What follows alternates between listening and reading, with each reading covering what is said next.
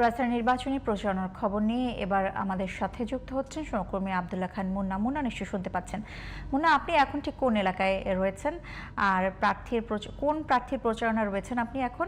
আর উৎসবমুখর পরিবেশ চলছে নিশ্চয়ই সেখানে, আর সেখানে যে প্রচারণা চলছে সবকিছু মিলিয়ে আমাদের জানাবেন।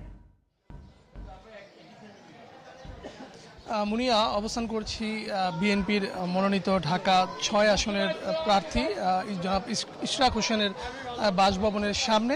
আজকে ইশরাক হোসেন গোপীবাগের ৭ ও ৮ নম্বর গলিতে প্রচারণা চালিয়েছেন। এখানকার যারা সাধারণ মানুষ রয়েছেন, বিশেষ করে যারা বিভিন্ন দোকানদার এবং পথচারী এবং বিভিন্ন এলাকার বাড়িঘরেও যারা বাড়িওয়ালা রয়েছেন তাদের সাথেও তিনি ভোটের প্রচারণা চালিয়েছেন। সবাই এখানে নারী পুরুষ মধ্যবয়স্ক বয়স্ক এবং বিভিন্ন পর্যায়ের নেতাকর্মীরা এই প্রচারণায় অংশ নিয়েছেন।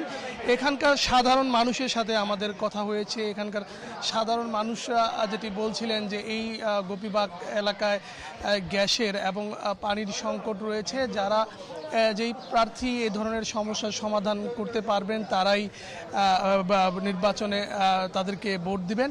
এবং এখানকার যিনি প্রার্থী রয়েছেন ইশরাক হোসেন, তিনিও প্রতিশ্রুতি দিচ্ছেন যে নির্বাচিত হলে তিনি এই অঞ্চলের যে সমস্যাগুলো রয়েছে সেই সমস্যাগুলো সমাধানে কাজ করবেন। তিনি এটিও জানিয়েছেন, আমরা ইশতেহার থেকে যতটুকু জানতে পেরেছি যে তার বাবা প্রয়াত সাদেক হোসেন খোকা ঢাকা দক্ষিণ সিটি কর্পোরেশনের মেয়র ছিলেন।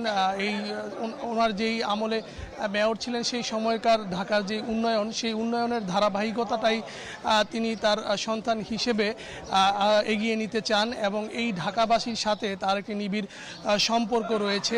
আপনারা যতটুকু জানেন যে এই ইশরাক হোসেন কিন্তু এই গোপীবাগের সন্তান এবং তার পিতা প্রয়াত মেয়র সাদেক হোসেন খোকা, যিনি ঢাকার উন্নয়নে দীর্ঘ সময় কাজ করতে পেরেছেন। তাই এবার ভোটারদের প্রতিশ্রুতি দিচ্ছেন তিনি এবারই প্রথম নির্বাচিত হলে হয়তোবা সংসদে যাবেন এবং ক্ষমতার মসনদে বসতে পারবেন।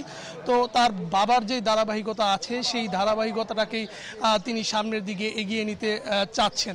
তো মুনিয়া, এই ছিল এখানকার সর্বশেষ নির্বাচনী প্রচারণার সর্বশেষ খবর আমার কাছে। জি মুন্না, আপনাকে ধন্যবাদ।